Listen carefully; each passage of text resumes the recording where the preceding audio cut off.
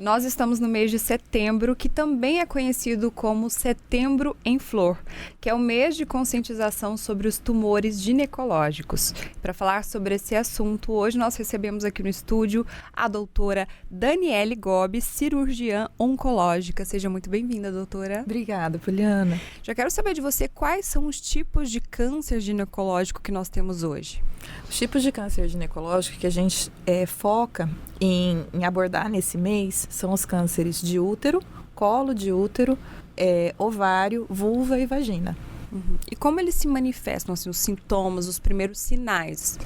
Então, Poli, essa campanha do Setembro em Flor, ela surgiu há uns 4 anos, motivada pelo Grupo EVA, que é o Grupo Brasileiro de Tumores Ginecológicos, justamente porque alguns desses tumores, eles são bem silenciosos, sabe? E, por exemplo, eles vão dar sintomas e, às vezes, quando o sintoma aparece, aquilo já está bem adiantado. No caso do tumor de colo de útero, que é o mais incidente na população brasileira, o sintoma principal é o sangramento ou a dor na relação sexual. Mas esse sintoma já é um sintoma avançado.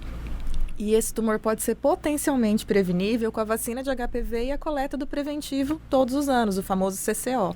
Sim. Então, a gente gostaria de diagnosticar isso precocemente através dessas campanhas de conscientização. O outro tumor que a gente também conversa, que é o tumor de endométrio, que é de dentro do útero, ele comumente dá sintomas que é um sangramento após a menopausa. Então, a paciente parou de menstruar e aí ela fica muito tempo sem menstruar e, de repente, ela tem um sangramento como se fosse uma menstruação.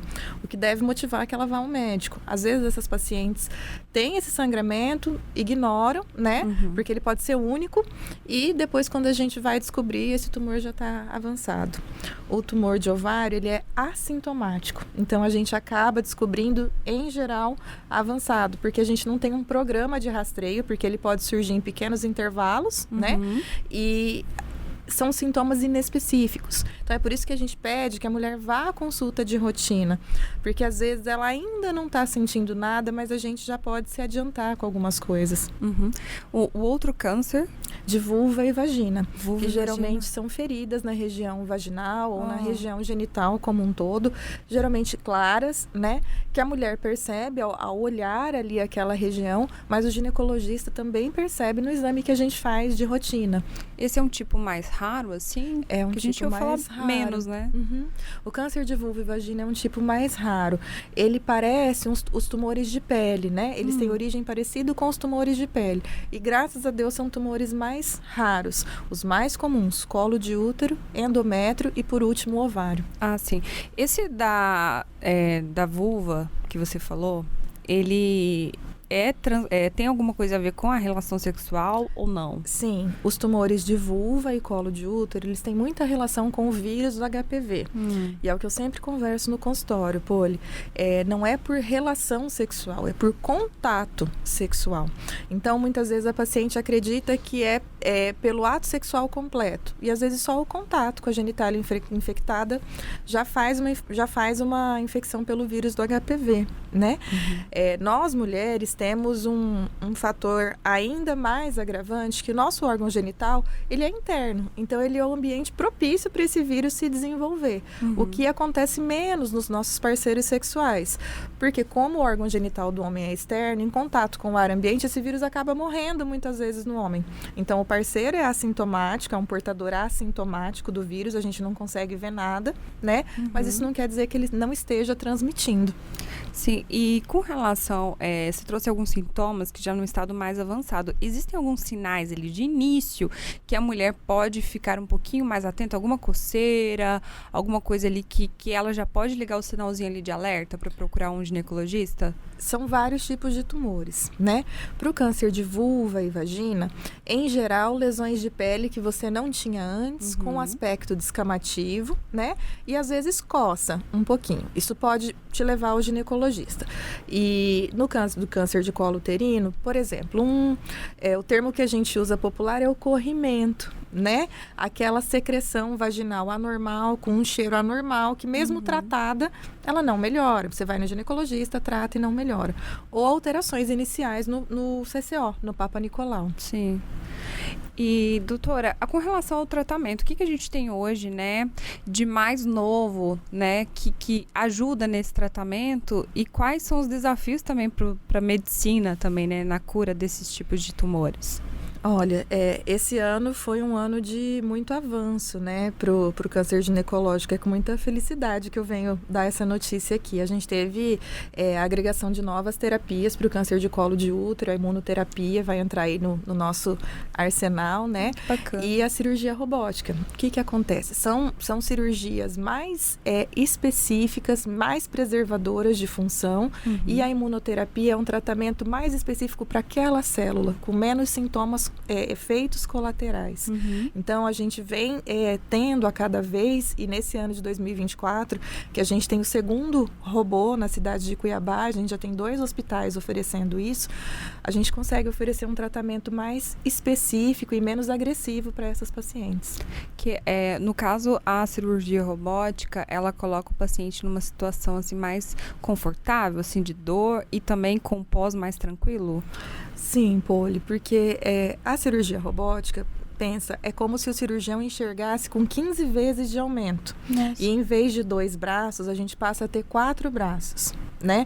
Então, isso permite uma precisão do meu movimento, ele filtra, quando eu estou operando a paciente, qualquer mínimo tremor, qualquer mínimo desequilíbrio, né, do movimento da mão, ele filtra, então, quando chega no paciente, isso chega mais firme, mais preciso, e a gente consegue preservar mais estruturas importantes ali da pelve. Ah, Dani, mas que isso impacta?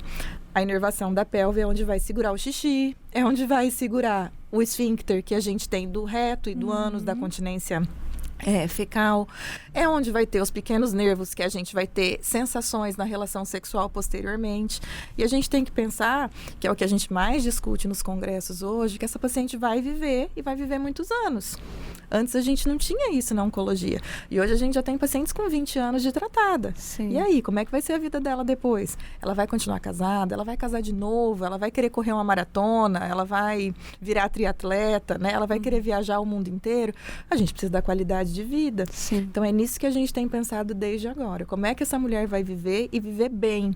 Porque antes, quando recebiam o diagnóstico, era praticamente uma sentença de morte. Ah, acabou pra mim.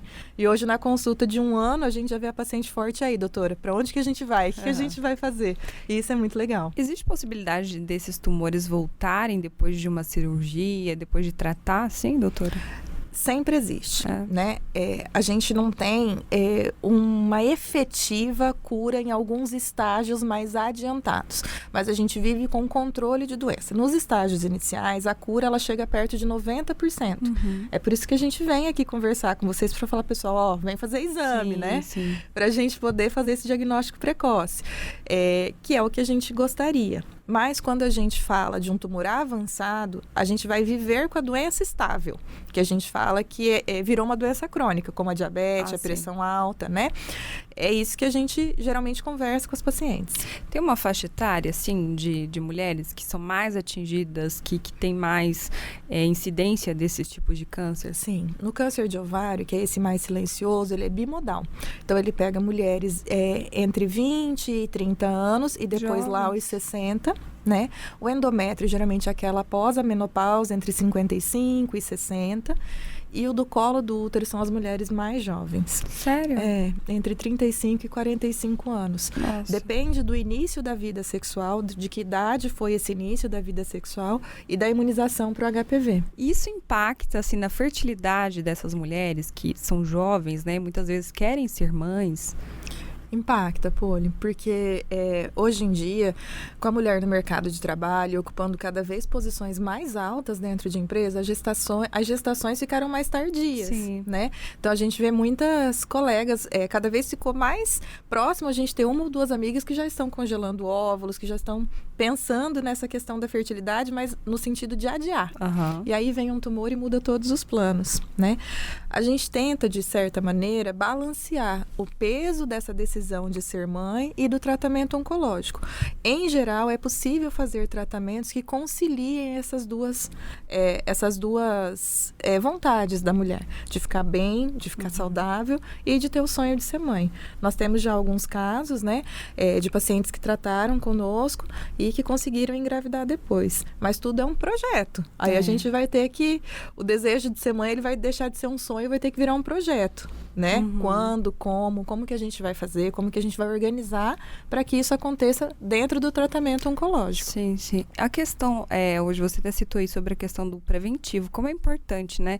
Ainda tem muitas mulheres que acabam não fazendo, não procurando ajuda, porque não tá sentindo nada, tá tudo bem, não vou no ginecologista anualmente não, e vai deixando, assim? Isso é muito comum, porque é natural da mulher que ela cuide da família, do marido, dos filhos, da casa, da organização da vida do dia a dia, e quando ela vê, já passou 1 ano e meio.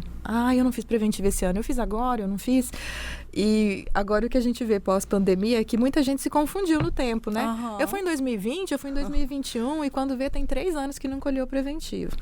Então, é natural que a gente faça isso, que a gente cuide da família, né? E às vezes a gente se esqueça do nosso. Então, o que a gente orienta? No mês do seu aniversário, para que você não se esqueça, coloque sua rotina de exames em dia. Ou no mês, escolha um mês do ano, né? Julho é um mês tranquilo para mim, porque todo mundo tá de férias, não tem aquele levar e buscar de criança na escola. Então, em julho, eu coloco meus exames em dia. Faça esse compromisso com você, porque se deixar, a gente passa. Não, com certeza, a gente vai esquecendo, né? E a gente fala muito sobre a prevenção, a importância, né? Essa campanha vem para falar sobre isso, você disse aí, que é importante você descobrir o câncer na fase inicial, que você tem muito mais chance, né, de tratamento, de cura e de seguir uma vida normal. Depois, né, doutora? Normal. As minhas pacientes vão ver essa entrevista e vão rir, que eu falo que o câncer é igual um filhote de leão. Quando ele tá pequenininho, você põe ele no colo, você dá mamadeira, você tira foto com ele, ele faz o que você quer, né? Agora, quando ele fica grande, aí a gente tem que começar a obedecer ele. Porque aí a gente já não tem mais tanto o que fazer. Então, o ideal é a gente estar no domínio da situação. No câncer precoce, a gente tem muitas alternativas, inclusive a de ser mãe, né? No meio desse tratamento. Então, esse é o nosso maior foco, é conscientização mesmo dos exames preventivos. Para a gente encerrar, doutora, eu queria que você deixasse algumas dicas, né, para as mulheres que estão nos assistindo. Lógico que a gente tem batido muito nessa tecla da prevenção dos exames, né, que são essenciais, mas eu queria que você deixasse algumas dicas, assim, né, para manter a imunidade bem, a saúde, estar sempre ali de olho também. Tá certo. Primeiro e mais importante de tudo, a vacina para o HPV, que hoje para meninas, a partir dos 9 anos, ela é gratuita nas unidades básicas de saúde, podendo ser vacinadas até os 14 anos. 14 anos e 11 meses. Isso é fundamental, que a gente leve as nossas filhas, as nossas sobrinhas, todas essas moças que estão perto da gente, para que a gente reduza a contaminação pelo vírus do HPV. A partir de que idade? 9 anos. 9 anos? Meninos e meninas. 9 a 14 anos. Isso, totalmente gratuito na rede básica de saúde. Se perdeu essa oportunidade, porque algumas mulheres acima dos 25, 28 anos não tiveram essa oportunidade quando tinham os 14. A gente pode se vacinar até os 45 na rede privada. Então, a gente procura a rede privada e faz essa atualização de vacinação. Isso é fundamental.